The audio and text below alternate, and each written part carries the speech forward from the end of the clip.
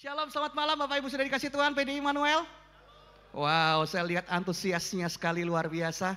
Perkenalkan sekali lagi nama saya Pastor Samuel Anton. Saudara eksekutif di Sinode JKI dan juga founder dari Unlimited Fire Movement. Senang sekali bisa menyapa Anda semua malam hari ini. Thank you Pastor Fauzi, terima kasih juga untuk keluarga besar PDI Immanuel. Dan hari ini Bapak Ibu sudah dikasih Tuhan, ada satu impresi kuat di hati saya untuk menyampaikan pesan ini. Saya berdoa ini akan menjadi berkat untuk setiap kita semua malam hari ini, amin. Nah Bapak Ibu, pernahkah kita ada di situasi yang seperti ini Bapak Ibu ya? Kita ada di situasi yang aku tidak tahu harus bagaimana. Ya, aku di situasi di mana aku nggak ngerti lagi harus melakukan apa Tuhan. Nggak tahu lagi harus bagaimana. Artinya apa Bapak Ibu? Anda sudah melakukan ini, Anda sudah melakukan itu, Anda sudah berdoa, Anda sudah ini, Anda sudah itu, tetapi justru yang terjadi tidak seperti yang kita harapkan. Pernah Bapak Ibu alami? Wow, saya lihat pada mengangguk-angguk ya. Relate dengan kita semua ya. Kita tidak tahu lagi harus bagaimana Tuhan. Nggak tahu lagi apa yang harus kami lakukan. Dan itu keluar dari mulut kita karena kita diperhadapkan dengan kondisi yang nggak mudah. Betul? Kondisi yang berat, kondisi yang mustahil dan kalau diukur dengan kemampuan kita kayaknya aduh nggak mungkin Tuhan. Mustahil kalau itu terjadi dalam hidupku. Nggak tahu lagi apa yang harus aku lakukan. Itu yang saya alami Bapak Ibu, yang dialami oleh keluarga kami. Kebetulan waktu itu di tahun 96, mama saya seorang pendoa syafaat di keluarga kami, di gereja juga. Cinta Tuhan membawa kami kepada Kristus. Tetapi justru mama saya divonis kena kanker rahim stadium 3. Dan waktu itu enggak secanggih sekarang Bapak Ibu, sekarang ada AI gitu ya. Ada ini, ada macam-macam, wah bisa di scan, bisa di macam-macam. Zaman dulu waktu itu sangat terbatas. Sehingga pada akhirnya setelah diobati dengan segala cara, di kemoterapi, rambutnya mama sampai habis, sampai gundul, harus pakai wig. Dan dokter di sini berkata, pasrah aja deh, udah nggak bisa ini. Tetapi puji Tuhan, ada yang menguatkan kita, udah bawa ke Jerman aja gitu ya. Akhirnya dibawa ke Jerman. Tetapi sama, dokter juga di sana berkata, waduh, kita bisa operasi sih rahimnya, tapi kita nggak bisa ngejamin ibu bisa selamat. Itu yang terjadi.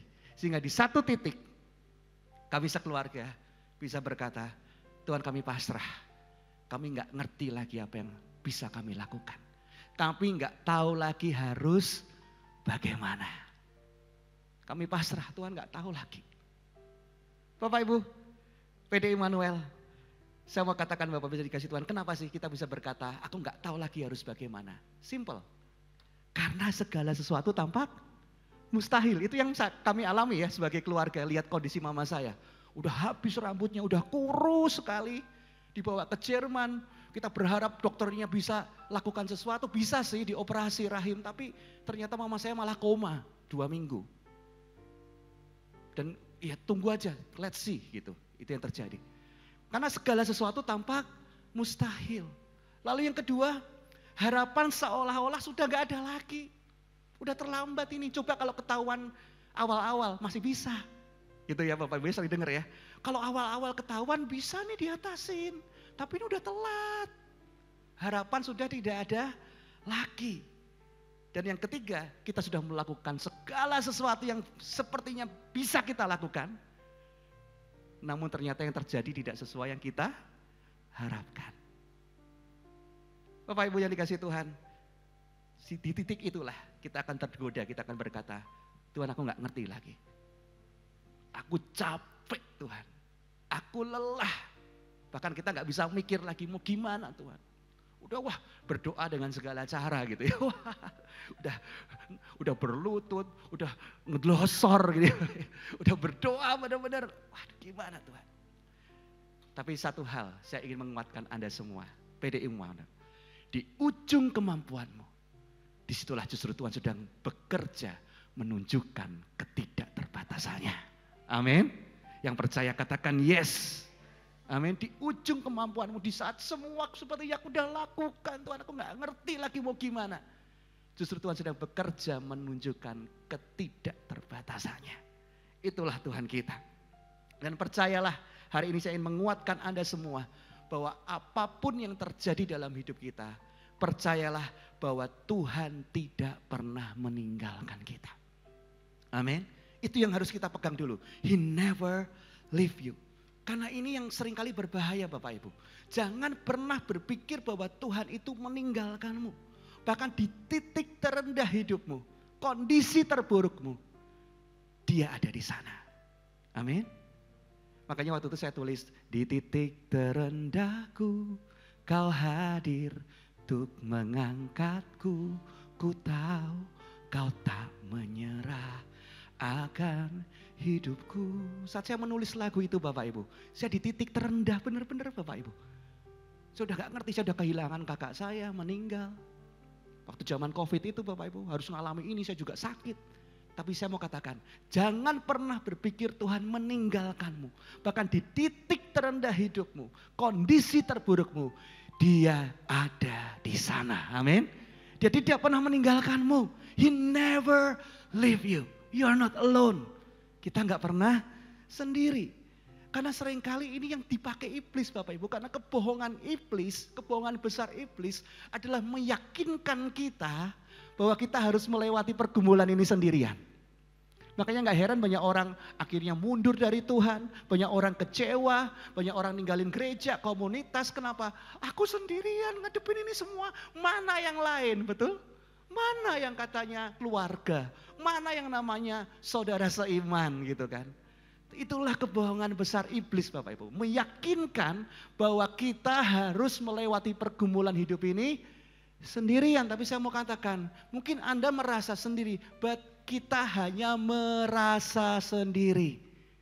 Tapi sesungguhnya Anda gak pernah sendiri. Amin. Ada Tuhan yang selalu bersama dengan kita Bapak Ibu dikasih Tuhan. Memang Tuhan gak pernah berjanji bahwa hidup kita akan mulus semuanya. Tuhan gak pernah berjanji bahwa semuanya kayak jalan tol gitu lancar. Tuhan gak pernah berjanji bahwa semuanya baik semuanya. Enggak. Tetapi satu hal Dia berjanji. Dia sekali-kali tidak pernah meninggalkan engkau. Dan Dia tidak pernah membiarkan engkau. Amin. Itu janji Tuhan Bapak Ibu. Itu firman Tuhan ya. Firman Tuhan katakan seperti ini. Ibrani 13 ayat yang kelima bagian B. Dikatakan karena Allah telah berfirman, aku sekali-kali tidak akan membiarkan engkau dan aku sekali-kali tidak akan meninggalkan engkau. Jadi hari ini Bapak Ibu, kalau kita berkata, pastor aku gak kuat sendiri. Saya mau katakan, Tuhan gak pernah minta kita jalan sendiri. Amin. Tuhan gak pernah minta kita ngelakuin ini semua sendiri. Karena Dia berfirman, aku sekali-kali tidak akan membiarkan engkau. Dan aku sekali-kali tidak akan meninggalkan engkau. Dan Bapak Ibu dalam terjemahan aslinya, kata sekali-kali tidak akan membiarkan engkau. Itu artinya ome. Yang artinya apa Bapak Ibu? Artinya ada sebuah penegasan ganda yang berulang. Yang artinya itu jaminan mutlak bahwa Tuhan bukan hanya tidak meninggalkan kita, tapi absolutely never, sama sekali tidak pernah meninggalkan kita. Amin. Selamanya tidak akan pernah meninggalkan kita. Dan itu kalau digambarkan Bapak Ibu, itu seperti tangan kita dipegang oleh Tuhan. Kalau kita memegang tangan seseorang kan lama-lama bisa renggang kan, betul Bapak Ibu ya. Bisa lepas ya. Tapi tangan itu begitu kencang memegang tangan kita. Sambil berkata, aku sekali-kali tidak pernah melepaskan engkau. Wow, itu loh Bapak Ibu janji Tuhan. Ada sebuah penegasan ganda bahwa bukan hanya tidak pernah meninggalkan engkau, tapi absolutely sama sekali never, tidak akan pernah meninggalkan engkau. Wow, kalau itu janji Tuhan kepada kita, bohong besar kalau iblis berkata, kamu tuh sendiri ngadepin ini semua. Kamu ini sendiri. Karena sejatinya kita tidak pernah sendiri. Yang percaya berikan sorak-sorak yang paling dahsyat buat Yesus kita. Amin. Sejatinya Tuhan kita gak pernah sendiri. Jadi hari ini Bapak Ibu, itu sebuah jaminan. Mari bersama-sama katakan jaminan. Jaminan. Bapak Ibu, di kayu salib. Ya, di kayu salib saya mau katakan. Seharusnya siapa yang tergantung di kayu salib? Kita. Betul? Kita. Ada pertukaran di situ. Ya, harusnya kita yang berdosa yang disalib. Tetapi Yesus menggantikan kita. Yesus mati buat kita. Dan Yesus menebus setiap dosa kita. Dan yang luar biasa Bapak Ibu, ketika dia di kayu salib, dia berteriak apa? Eli, Eli, lama sabatani. Yang artinya apa? Allahku, Allahku, mengapa kau meninggalkan aku? Kenapa? Karena ini yang membuat hati saya hancur dan bersyukur Bapak Ibu. Yesus rela ditinggalkan supaya kita tidak pernah ditinggalkan dalam hidup ini. Amin. Dia yang tidak berdosa ditinggalkan agar kita yang berdosa tidak pernah ditinggalkan. Itulah janjinya Bapak Ibu. Allahku, Allahku, kenapa kau meninggalkan aku? Yesus rela ditinggalkan supaya kita tidak pernah ditinggalkan. Jadi mari lihat kanan kirimu, kamu enggak sendiri. Amin. Wow, luar biasa. Kamu enggak sendiri. Itulah janjinya. Jadi jangan mau tertipu dengan kebohongan iblis Bapak Ibu. Yang selalu kamu sendirian menghadapi sakit ini. Kamu sendirian menghadapi masalah ini. Kamu sendirian menghadapi pergumulan ini. Kamu sendiri, gak ada yang care sama kamu. Gak ada yang peduli sama kamu. Itu kebohongan iblis. Tapi seringkali kita termakan Bapak Ibu. Kenapa? Karena ini. Tuhan gak pernah menuntun kita ke jalan yang salah. Betul? Tapi kita yang sering salah paham di tengah perjalanan proses hidup kita. Kita salah paham, Tuhan mana? Kok Tuhan gak tolong? Aku gak ngerti lagi apa yang harus aku lakukan loh. Gimana Tuhan? Ya, Tuhan gak pernah tuntun kita ke jalan yang salah. Tapi kita yang sering salah paham di tengah perjalanan. Oleh sebab itu mari kita kembali kepada firman. Apa yang firman Tuhan katakan. Saat kita di kondisi, aku gak ngerti lagi harus gimana. Aku gak ngerti lagi harus melakukan apa. Ternyata jawaban itu ada di dalam firman Tuhan. Amin. Ya, ini menarik sekali Bapak Ibu dikasih Tuhan. Ini mengubahkan hidup saya dan saya berdoa ini akan mengubahkan setiap hidup kita. Amin. Nah, kalau Anda berkata, Pastor, aku gak ngerti lagi apa yang harus aku lakukan. Aku gak ngerti lagi harus bagaimana. Ternyata itu pernah terjadi loh di dalam Alkitab. Jadi bukan kita yang saat ini mengalaminya sendiri, itu pernah terjadi di dalam Alkitab, di dalam firman Tuhan. Ada kisah di dalam Alkitab yang menceritakan ada seorang raja, namanya Raja Yosafat, raja keempat Yehuda. Di satu titik dia berkata gini, Tuhan aku gak ngerti lagi harus melakukan apa. Oh sama ya Bapak Ibu ya, sama ternyata. Nah saya ceritakan garis besarnya Bapak Ibu ya, ini menarik. Jadi ternyata dia mengalami segala sesuatu tampaknya mustahil dengan apa yang dia hadapi. Kayak gak mungkin menang. Kenapa? Karena satu kali Raja Yosafat itu mendapatkan berita bahwa ada orang-orang Bani Moab, ada orang-orang Bani Amon, dan orang-orang pegunungan Seir, banyaknya itu seperti pasir di laut, mereka itu semua ingin menyerang Yehuda. Dari segala penjuru, banyak sekali. Sehingga diukur dengan kekuatannya Yehuda, diukur dengan kekuatannya dia pikir, gak mungkin Tuhan, gak mungkin bisa, mati kita, hancur kita. Gitu ya. Nah di titik itulah Yosafat berkata, seperti yang kita berkata tadi. Ya, kita lihat ya, firman Tuhan katakan seperti ini. Ini luar biasa. Ya Allah kami, tidakkah engkau menghukum mereka? Mereka itu siapa? Moab, dan orang-orang pegunungan Seir ya. Karena kami tidak mempunyai kekuatan untuk menghadapi laskar yang besar ini yang datang menyerang kami. Bisa kita bisa sama-sama? Kami tidak tahu apa yang harus kami lakukan. Tetapi mata kami tertuju kepadamu. Benar nggak Bapak Ibu ya? Ternyata jawaban selalu ada di dalam firman Tuhan. Jadi kalau Anda lagi stres saat ini datang ke PDI Immanuel, Tuhan aku nggak ngerti lagi harus gimana ini. Ternyata bukan cuma kita yang mengalami. Mari katakan bukan cuma aku. Bukan cuma aku, bukan. Ternyata firman Tuhan telah mencatat kisah ini. Jadi dikatakan Yosafat berkata kami nggak tahu lagi apa yang harus kami lakukan. Dikatakan lagi kalau dalam terjemahan bahasa Inggrisnya we are powerless. We have not the strength to face it. Kami gak punya kekuatan untuk menghadapi ini semua Tuhan. Gimana gitu ya. Tapi yang menarik adalah Bapak Ibu. Yosafat memang ada di dalam kondisi gak ngerti lagi harus bagaimana. Yosafat adalah kondisi yang kayaknya gak ada harapan ini. Mustahil ini. Tapi yang luar biasa Bapak Ibu. Yosafat gak cuma berhenti di gini. Kami gak tahu lagi apa yang harus aku lakukan. Titik. Kalau seperti itu, Yosafat akan stres, betul? Yosafat akan frustasi. Yosafat bisa melakukan wah mungkin bisa, udahlah mati aja kita. Betul Bapak Ibu? Seringkali saya dengar banyak orang-orang yang bunuh diri karena pinjol, bunuh diri karena merasa nggak ada solusi. Karena ketika ditanya gitu ya, ada orang percobaan mau bunuh diri tapi bisa diselamatkan. Ditanya, kamu kenapa mau bunuh diri? Habis aku nggak ngerti lagi harus gimana. Ya kan Bapak Ibu? Nah tapi bersyukurnya Yosafat nggak berkata, aku nggak tahu lagi harus melakukan apa. Titik, enggak. Dan inilah jawaban yang akan membuat kita hidup berkemenangan. Amin. Nah ini Bapak Ibu, ternyata Yosafat bersyukurnya bukan titik tapi koma. Komanya berkata gini, tapi mata kami tertuju kepadamu. Emang bisa bikin perbedaan pastor? Masa sih? Tapi itulah yang mengubah situasi kita. Amin. Itu yang mengubah situasi kita.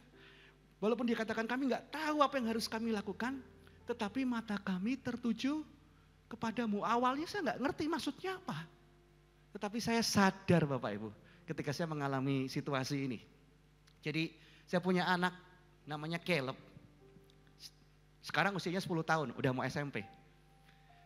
Caleb ini waktu itu umurnya 3 tahun Bapak Ibu. Caleb ini waktu itu umur 3 tahun, saya lagi di sofa, lagi ketik-ketik persiapan khotbah gitu. Lalu si Caleb ini lagi main-main balon. Dia lempar-lempar balon Bapak Ibu. Ketika dia lempar-lempar balon, ternyata balonnya itu masuk ke lemari di atas. Dan bayangin dia anak umur 3 tahun Bapak Ibu. Tetapi Caleb ini orangnya kreatif. Caleb ini orangnya maksudnya punya segala cara gitu. Makanya dia mikir, oh ketika lihat balonnya tuh nyungsep gitu, dia langsung ambil kursi, anak umur 3 tahun ambil kursi gitu, ancik-ancik gitu ya. Dia naik, dia langsung begini-gini. Kena enggak Bapak Ibu? Enggak kena kan, tangannya mungil gitu, imut gitu, enggak kena. Lalu dia turun lagi dari kursi. Apa yang harus aku lakukan ya? Lalu dia mikir lagi, dia ambil sapu Bapak Ibu. Sapu kan tinggi. Ketika dia ambil sapu, dia coba gini-gini. Kena enggak? Ada yang bilang kena, ada yang bilang enggak. Kena loh, luar biasa. Kena. Tapi kenanya bikin tambah masuk Bapak Ibu. Bikin tambah masuk. Waduh. Terus Caleb mikir lagi, aduh gimana ya? Dia turun lagi. Dia ambil bola-bola Bapak Ibu. Ketika dia ambil bola-bola, dia lempar balonnya itu dengan bola-bola itu supaya balonnya itu jatuh. Tapi ternyata kena pun malah tambah masuk lebih lagi. Dan bayangin umur 3 tahun udah pakai sapu, udah pakai bola, udah lompat-lompat, nggak kena semuanya, nggak dapat semua. Menurut Anda ini masalah besar nggak buat dia? Masalah besar ya, masalah besar dan Caleb gak ngerti lagi harus gimana dan satu titik anak umur 3 tahun lalu dia mulai nangis karena dia merasa sudah melakukan semua yang dia bisa lakukan. Nah menurut Anda PD Immanuel, apakah Caleb sudah melakukan apa yang dia bisa lakukan? Sudah ya, ngangguk ya, sudah kasihan umur 3 tahun. Tapi kenyataannya belum.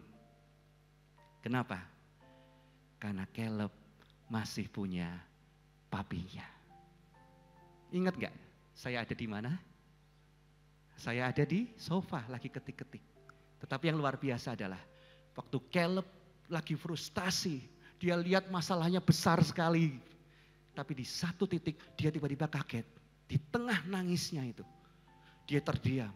Dan ketika terdiam, dia mulai mengarahkan matanya dari masalahnya yang besar kepada saya. Itulah yang dikatakan mataku tertuju kepadamu. Ada diberkati Bapak Ibu? Ya, matanya mengarah kepada saya. Nah menurut Anda, bagi saya itu masalah besar enggak? Oh enggak lah gitu ya. Dan waktu Caleb lihat saya, Caleb berkata, hah? Dedi, kenapa? Tolong. Bagi saya itu bukan masalah besar. Saya gendong Caleb Bapak Ibu. Lalu saya taruh di pundak saya. Dan Caleb nih ambil nih.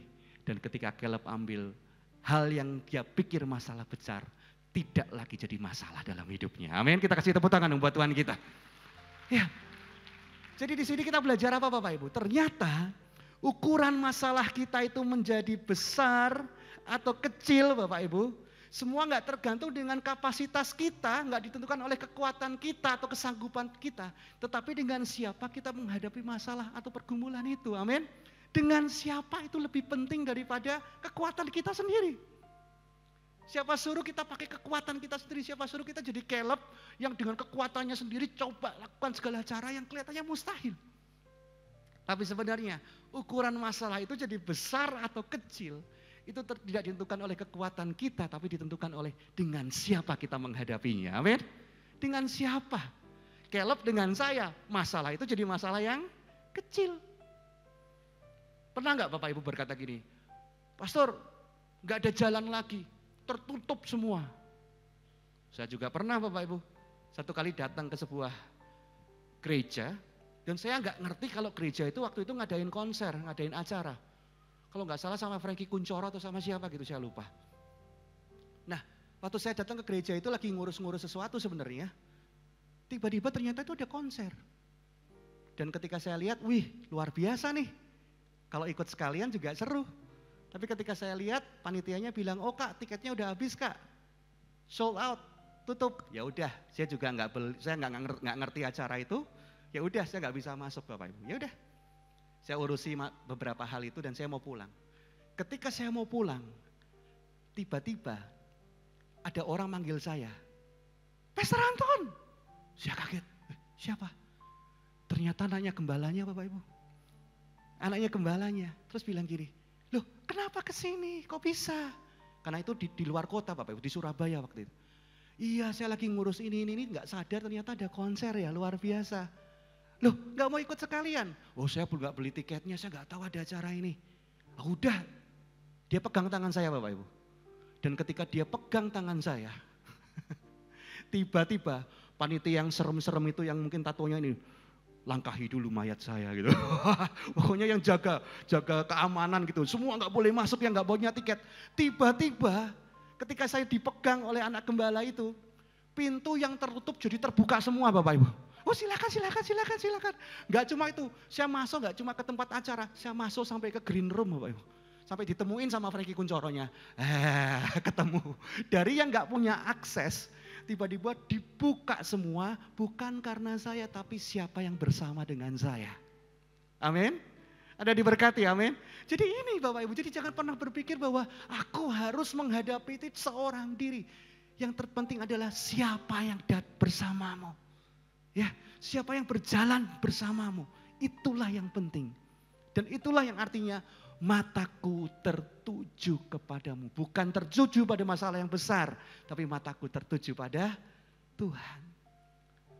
Dan yang luar biasa adalah, sekali lagi, Tuhan yang berjalan bersamamu jauh lebih berkuasa dari setiap masalah yang kau hadapi.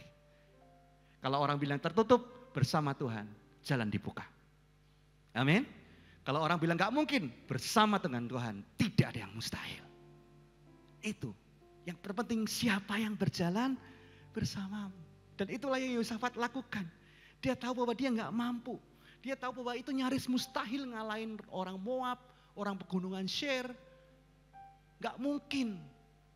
Tapi ternyata dia tahu, mataku tertuju kepadamu. Dan ini yang dia lakukan Bapak Ibu. When you are at your lowest, look to the highest. Saat engkau dalam kondisi terendah hidupmu, arahkan pandanganmu pada pribadi yang tertinggi dalam hidupmu. Amin. Dia Yesus Kristus Tuhan. Itu. Dan yang luar biasa Bapak Ibu, ketika dia mengarahkan pandangannya kepada Tuhan, apa yang terjadi? Wah ini luar biasa. Ternyata Tuhan kita memang Tuhan yang tidak terbatas, amin. Tuhan yang tidak terbatas, tidak terduga. Dia pakai seorang Bani Lewi untuk memberikan pesan kepada Raja Yosafat. Dan pesan itu berkata seperti ini, 2 Tawari 20 ayat 15, ini terjemahan bahasa Indonesia masa kini. Dikatakan seperti ini, dan ia berkata, Paduka yang mulia serta saudara-saudara sekalian, Tuhan berkata bahwa kalian tidak boleh putus asa. Amin. Bisakah kita lihat kanan kirimu katakan, jangan putus asa. Walaupun dokter vonis ini, waktu ngalami ini, jangan putus asa.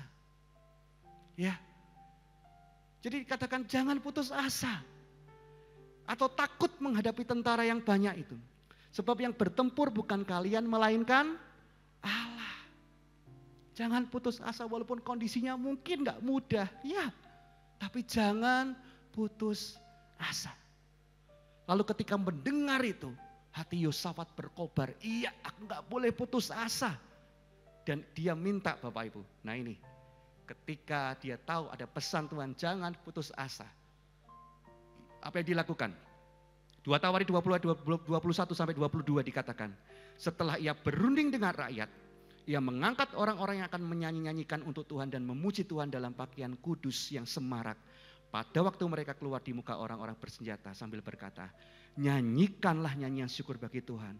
Bahwasanya untuk selama-lamanya kasih setianya. Di tengah kondisi seperti itu, dia gak mau putus asa. Apa yang dilakukan? Menyembah Tuhan. Jadi kalau hari ini ada di PDI Manual, ada nyembah Tuhan, itu bukan rutinitas, kegiatan. Itu ada kuasanya Bapak Ibu, amin. Ketika kita menyembah Tuhan. Dan seringkali kan kita sering nyanyi sebab Tuhan baik ya Bapak Ibu ya. Bahwasanya untuk selamanya, kasih setianya, betul kan? Sama ya ayatnya ya. Lalu apa yang kita pikirkan? Seperti sungai yang mengalir, ya kan? Terus apa? Gemercik itu ya. Nah Bapak Ibu, seringkali kalau kita dengar itu, bahwasanya untuk selamanya kasih setianya. Wah seperti sungai yang mengalir, lembut gemercik. Wah itu kan kayaknya suasananya itu damai, peaceful, air. Itu yang dalam bayangan saya Bapak Ibu.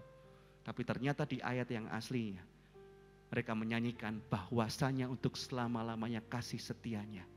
Dalam keadaan mereka dikepung, dalam keadaan mereka frustasi, dalam keadaan di mana mereka ada di lembah, dalam keadaan di mereka merasa kayaknya nggak ada harapan lagi. Di situ mereka berkata bahwasanya untuk selamanya kasih setianya. Amin. Jadi jangan bilang, wah pastor aku kalau bisa nyembah Tuhan kalau keadaannya baik-baik saja. Enggak, justru ini ayat aslinya Bapak Ibu Anda tahu. Mereka ada di dalam tekanan. Dan mereka berkata bahwasanya untuk selamanya kasih setianya.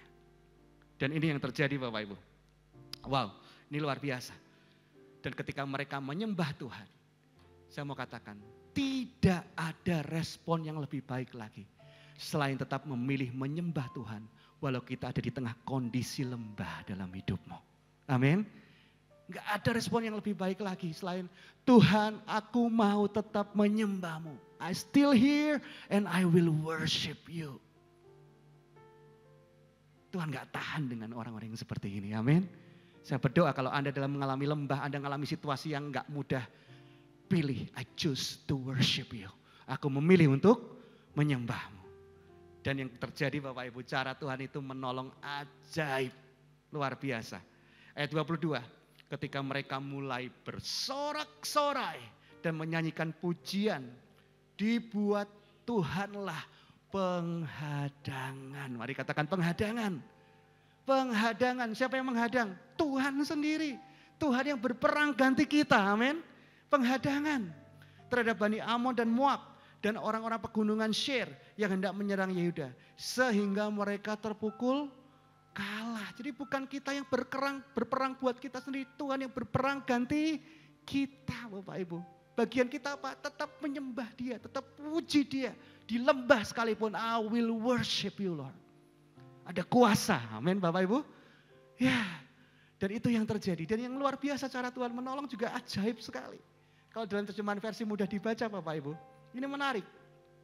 Dikatakan orang Amon dan Moab, mereka mulai berperang melawan orang dari pegunungan Seir. Padahal mereka tuh janjian, 3 kelompok besar ini janjian mau menyerang siapa? Yehuda kan?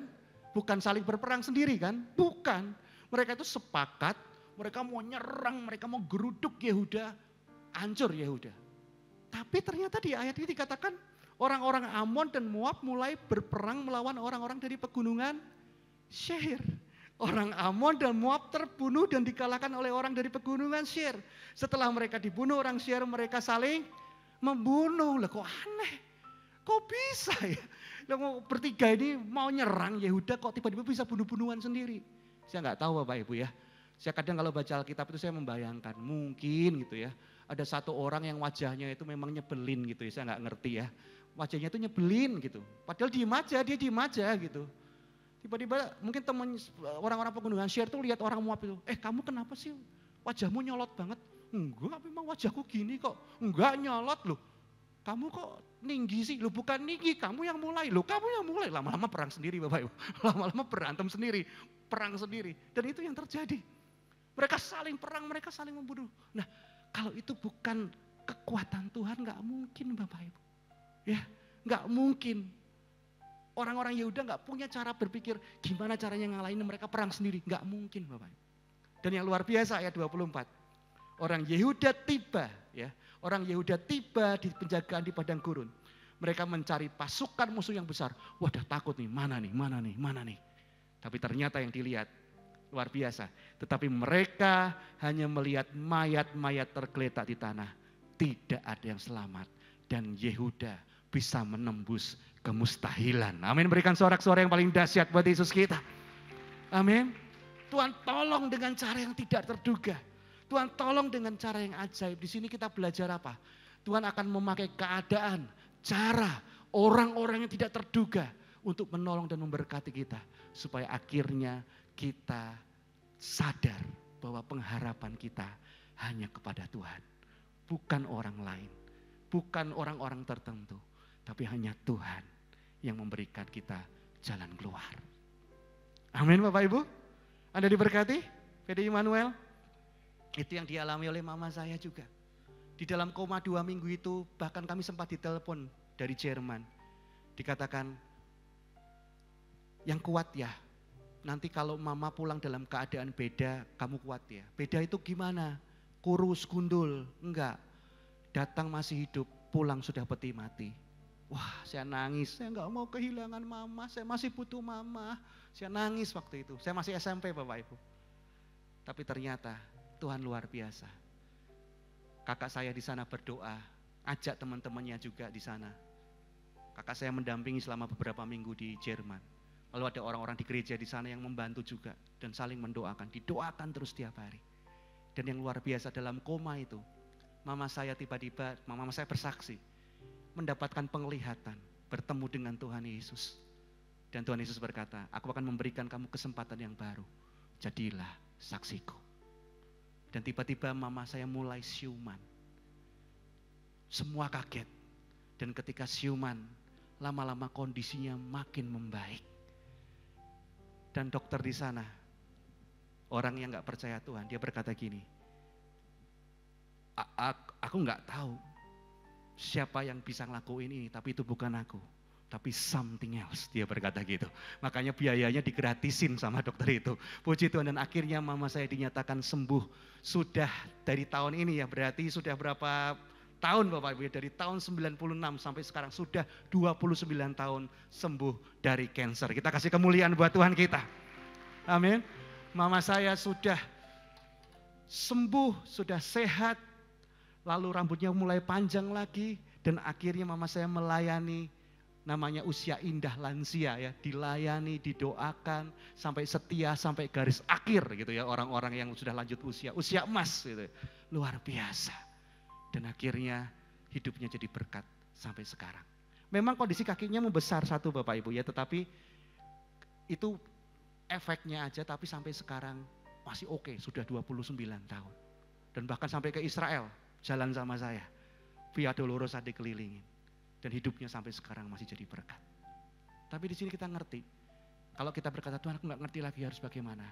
Mataku tertuju kepadamu. Amin. Hari ini Bapak Ibu jadi kasih Tuhan. Mari kita baca ayat ini sama-sama sebagai kepercayaan kita. Mari, 1, 2, 3. Berbahagialah orang yang percaya kepada Tuhan. Karena Tuhan akan menunjukkan kepadanya bahwa Tuhan dapat dipercaya. Amin. Dia dapat dipercaya dalam kehidupan kita. Tepuk tangan yang paling dahsyat buat Yesus. Ya, Dan saya berdoa hari ini, kenapa Tuhan mengizinkan kita dalam situasi yang Tuhan, aku nggak ngerti lagi harus bagaimana. Karena justru dalam situasi itu, Tuhan akan memakai hal-hal yang tidak terduga. Tuhan akan pakai orang-orang yang tidak terduga. Tuhan akan pakai cara yang tidak terduga. Atau waktu yang tidak terduga untuk menunjukkan Dia Tuhan yang tidak terbatas. Jangan putus asa, jangan nyerah. Selalu ada jalan bersama dengan Tuhan. Amin. Ketika kita tidak tahu lagi harus bagaimana, percayalah bahwa Tuhan selalu punya jalan. Mari lihat kanan kiri mengatakan Tuhan selalu punya jalan. Jangan nyerah, jangan putus asa. Dia Tuhan yang tidak terbatas.